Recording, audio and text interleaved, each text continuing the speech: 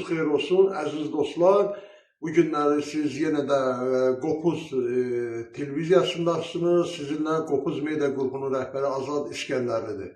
Əziz dostlar, bizim bugünkü müzakirəmiz bilirsiniz ki, gündəmi zəbt etmiş hal-hazırda bir olaydır. Həmin olayda bilirsiniz ki, bu Tibbi Sığorta Agentliyi ilə Tibbi Ekspertiza Reabilitasiya Mərkəzinin, agentliyinin birləşməsi məsələsidir. Bir də təbib rəhbərliyinin dəyişilməsi və təbibdə gedən islahatlar.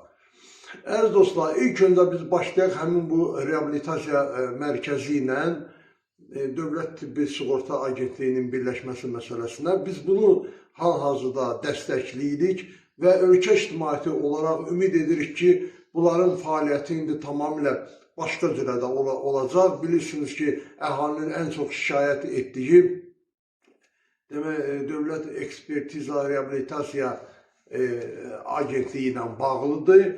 Çünki onlar lazımsız, yəni heç nəyə lazım olmayan müddətli əlilliyin təyin olunmasıdır, əlillik dərəcələrinin aşağı düşməsidir və yaxud da ki, əlilliyin ləğv edilməsidir. Bütün bu hardasa 10 ilə yaxındır ki, həmin bu agentlik insanlara divan tutur. Yəni biz bilirik ki, burada bu 15 il bundan qabaq ki, bu proses başladı. Biz bilirik ki, burada yalan əlilliyi olanlar da olublar, yəni şişirdməsinə olanlar olublar. Lakin bu 10 ildə, 15 ildə elə ilk bu işlər başlayanın birinci, ikinci ilində bu məsələlər hamısı bitdi. Və bunlar bitdikdən sonra bunlar başladılar tamamilə başqa bir oyuna. Yəni həqiqi xəstələrin, həqiqi əlillərin başladılar əlilliyini kəsməyə.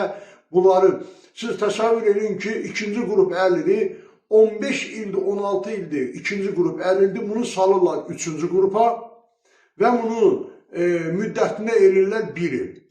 Bunlar nə qədər xəstə təfəkkürə malik olmalısan ki, sən düşünməlisən ki, bu 20 ilin ağır şəkər xəstəsi, hansı ki, ayaq barmaqlarını itirmiş, vəziyyəti bu boyda ağır olan, ürəyində problem, bütün daxili orqanlarında problemlər, həmin bu şəkərin fəsadlarını yaratmış bir şəkər xəstəsini götürəsən 1 illik müddətinə buna əlillik təyin edəsən.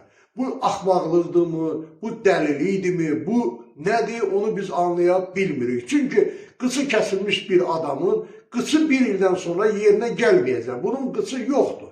Və yaxud da ki, 30 ilin şəkər xəstəsi, bunun artıq bədəninin 40-50% məhv olub gedir. Bu şəkər ləğv olacaq, bu sağalacaqmı 8 aydan sonra bu? Bu nə müddətdir? Bu biabırçılıqdır, bu Azərbaycan dövlətçiliyimizə ziyan verir. Bu işləri görən adamlar bizim milli dəyərlərimizə hörmət qoymurlar. Çox belə səviyyəsiz bir işlərdir bunlar. Çox pis, murdar, çirkin. Mən Azərbaycan terminologiyasına elə bir söz tapa bilmirəm ki, bunlara mən adlandırım bunu. Yəni bu nə deməkdir? İndi bununla bağlı çox danışmaq olar. Qısa şəkildə mən bunu verdim. Gələn proqramlarımızın birində bununla bağlı geniş məlumat verəcək əhaliyə. Mən də danışmaq istəyirəm təbiblə bağlı. Təbib, bilirsiniz ki, təbib rəhbərliyi getdi. İcbari Tibbi Sığortada birləşdi. Həmin bu agentliklə Zaur Əliyev də vəzifəsini itirdi. Və indi bu dəqiqə təmiz bir xaos yaranıb. Xaos da nə ilə, necə yəni xaos yaranıb, mən onu sizə deyim, təbibin içərisində. Ümumiyyətlə, qoy təbiblə bağlı mən məlumat verim. Bilənlər bilirlər, indi bilməyənlərin də qoy deyim, bilənlər də yadına salın. Təbibin tabiyyətçində olan xəstəxanalar və həmin o xəstəxanalara rəhbəri eləyən direktorlar çox 90%-i, sizə deyim, %90-ı çox tərbiyəsiz, çox belə ictimai rəylə hesablaşmayan qaba insanlardır. Və məsələ də ondadır ki, bunlar özlərindən elə hesab edirlər ki, bunların heç kimin bunlara toxunulmazlığı var, bunlara heç kimin içinə deyə bilməz. Şəxsən bizi ictimai sektorun adamları olaraq biz dəfələrlə bunların müraciət edirik, hətta bizi qəbul eləmirlər də, sorğular yolu, sorğularına cavab vermirlər. Ona görə ki, təbibdə, yuxarıda, rəhbərlikdə Hər direktor, xəstəxana direktoru özünü qoyub bir adamın qucağına, ona arxayındır, cəmaatı saymırlar, hörmətsizlik edirlər, nə qədər qanunsuzluq deyirsiniz, eləyirlər. Təsəvvür edin ki, hər xəstəxanada 400-500 nəfər xəstə baxıcısı var. Ən azı.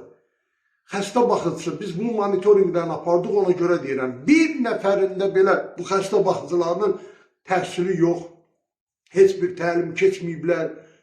Bunlar xəstə baxıcılardır. Niyə? Ona görə ki, hərəsindən 6 min, 7 min, 8 min manat rüşvət alıblar. Həmin bu xəstəxana direktorları bunları onun müqabilində heç bir sənəd tələb etmədən işə götürüblər. Və nəticə etibarilə də danışanlar vətəndaş məmnunluğundan danışırlar. Vətəndaş məmnunluğu artıq sıfıra düşür. Sıfırdır və bundan xəstəxana direktorları da heç biri də narahat deyirlər. Çünki bayaq dediyim kimi, hərəsi özünü Bakıda qoyub bir nəfərin qucağına və ona görə də regionlarda, əyalət rayonlarda hegemonluq edirlər bu xəstəxana direktorları. Xəstəxana direktorları hamısı rüşvət alır. Durub desəm ki, biri almır, yalan olar. Hamısı rüşvət alır küllü miqdarda. Doğum şöbələri bərbad vəziyyətdədir. Mən həmişə istəmişəm ki, bu xəstəxanalar, bu həkimlərə dəstək verəm, kömək eləyəm. Amma nə qədər mən dəstək verdim, gördüm ki, bunlarda bilirsiniz nə var? Saymamazlıq. Get kimə deyirsən, deyir, yaxşı eləyirəm. Yəni, belə bir şeylər var bunların hamısında. Adıca, məsələn, doğum şöbələrinin müdürləri xanımlardır da çoxsu, 95%. Bunlar heç kimi tanımaq istəmirlər. Ona görə ki, xəstəxana direktoru bunlardan aylıq alır. Bunlara deyir ki, qorxma dalında durmuşam. Xəstəxana direktoru da aldığı aylıqlardan, topladığı aylıq pullardan aparır Bakı şəhərində kiməsə verir, o da ona deyir, qorxma mən sən dalında durmuşam. Və beləliklə əhalinin vəziyyəti gəlib düşüb sağlamlığı bu vəziyyətə. Cəmaata xidmət etməyə əvəzinə xəstəxana direktorları pul toplamaqla məşğullar. Mən buradan xahiş edirəm, Anar İsrafilovdan, bax təzə gəlib. Anar İsrafilovun da ümumiyyətlə mən o Səhiyyə Nazirliyində işləyən dövrlərdə qabiliyyətli oğlandı, xətrini çox istəyirdim onu.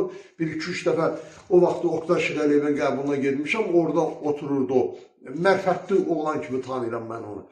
Mən indi buradan Anar müəllim, bunların hamısını işdən azad elə. Sizə hər hansı bir məlumat, nəsə lazımdır, bütün mən şəxsən əyalət rayonlarından deyirəm, sizə mən faktları verməyə hazıram. Hamısı barədə. Bu xəstəxana direktorlarının niyə görə heç bir şeydən qorxusu yoxdur? Bunları harınladan pullardır, biz bilirik, bunun topladığı pullardır. Amma pul hər şeyi həll eləmir. Niyə bu qədər harınlayıblar, niyə bu qədər qudurğanlıq bunları baş alıb gedir? Həkimin qapısında 4 nəfər telexranit eləyəndir, mühafizəçi, katibəsi, nə bilim, sən həkimsən, sən kimsən ki, atom elektrik stansiyasının direktorusan, atommaşdır bura, içəri heç kim girə bilmir. Niyə görə cəmaatın qarşısı? Biz hörmət eləyirdik, İnsan Haqları Müdafiə Təşkilatı olaraq, məsələn, mən şəxsən özüm Qopuz Meydan qrupu rəhbəri olaraq, 30 ildən yuxarı ömrünü ictimai siyasi sektora vermiş bir insan olaraq, dövlətçiliyimizin quruculuğunda, inkişafında, həyatını hər bir keşməkeşlərə atıb və o keşməkeşlərdən çıxan bir insan kimi mən buradan deyirəm ki, bu adamların hər birisi həbs olunmalıdır. Doğum şöbələrinin müdürləri, hamısı həbs olunmalıdır. Hamısı. Doğum şöbələrinin müdürlərinə gedin baxın. Gəlin mən sizə göstərim bunları. 10 il, 15 il doğum şöbəsinin müdürü qadınlar oturub işləyirlər orada. Keyserdən pullar qazanırlar. Təbii yolla dünyana uşaq gətirən yoxdur. İsraf Ölmov, Anar müəllim. Mən sizə deyirəm, təbii yolla uşaq yoxdur. Yalandan gətirirlər anaları. Çıxarırlar tərəziyə çıxır, deyir, yox sən təbii yolla dünyaya uşaq gətirəməsən, sən keyser eləyəcək. Niyə? 600 mat, 800 mat, 1000 mat, 400 mat, 500 mat pullar yığılır keyserdən. Bu keyserdən bilirsiniz nə qədər adicə bir əyalət rayonlarının birində nə qədər pullar yığılır? 50 min, 100 min manat. Bu pullar cəmaatı kəsib doğruyla eləsində şikəst edirlər. Əməliyyat zamanı deyirlər, bir daha ana ola bilmərsən, bir çoxunu aldadırlar, bir ana ola bilmərsən, gələn səfər ana olmaq istəyəndə gələrsən yanıma səni müalicə eləyərəm. Buradan da nə qədər pulları bunlardan alırlar. Bunlar soyğunçuluqla məşğuldur. doğum şöbələrinin müdürləri, rəhbərləri, 3 ildən artıq işləyənlərin hamısı haqqında tədbir görülməlidir. İlk öncə Anar müəllim, onlar yoxlanılmalıdır. Onların əmək fəaliyyəti 15 ildir, 20 ildir. Necə ola bilər ki, bu adam oturub orada işləyir, topladığı pullar hara gedir?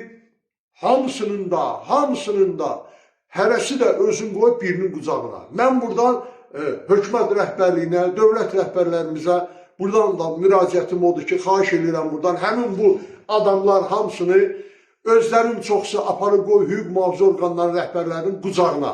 Onlara arxayındılar. Həmin bu doğum şöbələri müdürü, xəstəxana direktorları, nə bilim mən və ilaxır. Bunlar hamısı.